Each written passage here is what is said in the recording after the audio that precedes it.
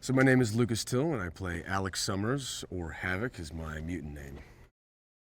Havok ha- shoots out cosmic energy from his body, I think, is the way it was described in the comics.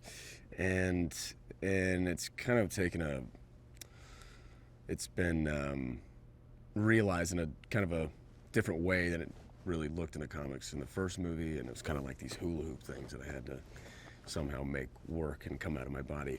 And then, but it was nice because I had an arc, because eventually I learned how to control it, so it ends up kind of just being laser beams that come out of my body. And in the second movie, I convinced everyone to let me do something a little more comic-y and kind of shoot it out of my arm.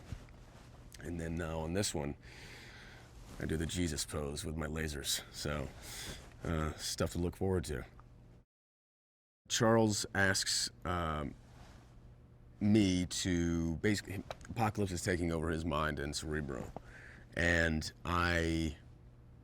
he asked someone to destroy Cerebro, and I guess I was probably the best candidate given my history.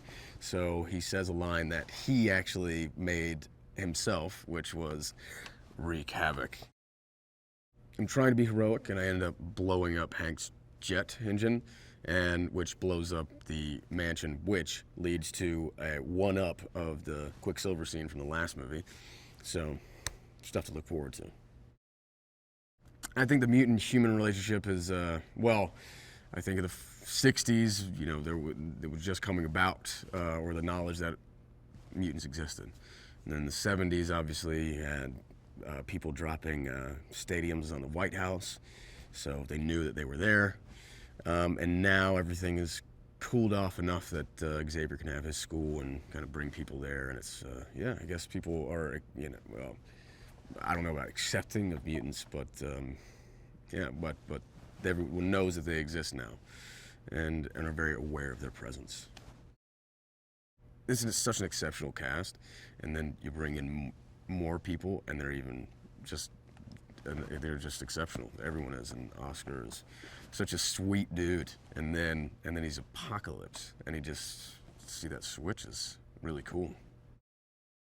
It's a pretty big movie. The scope is huge because it goes like 3,000 years, or maybe even 5,000, who really knows.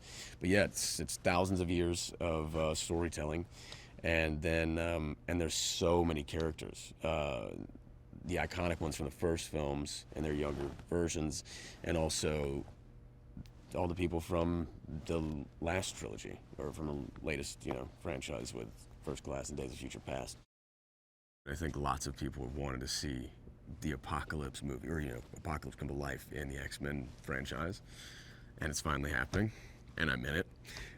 So I hope that everyone enjoys it as much as I know that they will, because I'm pretty excited myself. I'm an X-Men fan, and now that now that Apocalypse is actually happening, it's so cool. Like, I remember talking about the Apocalypse storyline when I was a kid, like, oh, it'd be cool if they made that movie. It'll never happen, and they did it, and I'm in it.